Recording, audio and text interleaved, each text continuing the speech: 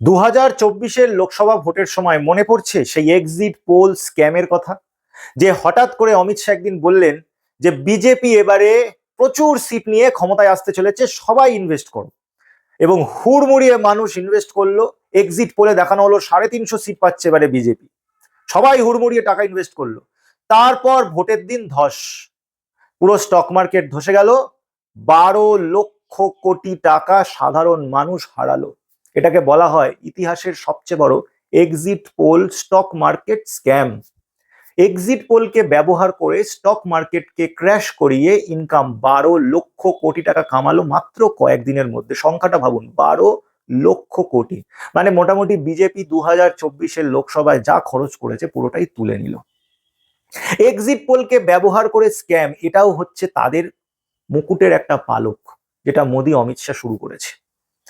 অমিত শাহর বাবা আহমেদাবাদ স্টক এক্সচেঞ্জের চেয়ারম্যান ছিলেন, সেই জন্য আর যাই হোক অমিত শাহ স্টক মার্কেটটা খুব ভালো বুঝে।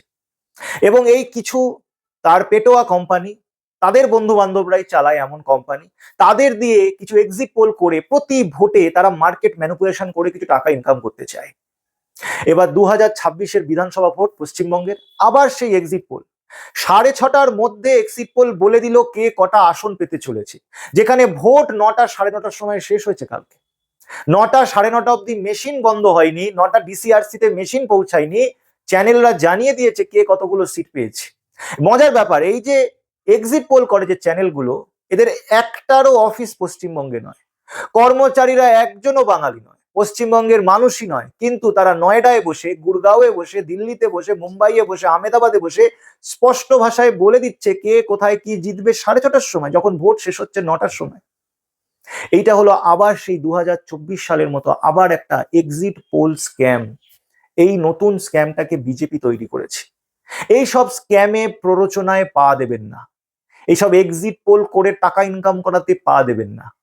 ইতিমধ্যেই কালকে যে এক্সিট পোল দেখানো হচ্ছে, আমি দেখলাম 2খানা এক্সিট পোল সংস্থা বলছে আমরা তো এরকম কোন এক্সিট পোলই করিনি। তারা বলেছে আমাদের এক্সিট পোল হয়নি। একজন বলেছে আমরা এক্সিট পোল করছি না, আরেকজন বলেছে আমরা এক্সিট পোল করেছি, আজ ঘোষণা করিনি, 2 দিন পর করব। এই হলো পরিস্থিতি। কোনো স্ক্যাম নয়, কোনো এক্সিট পোল নয়। মানুষের রায়ের জন্য অপেক্ষা করুন 4 তারিখ।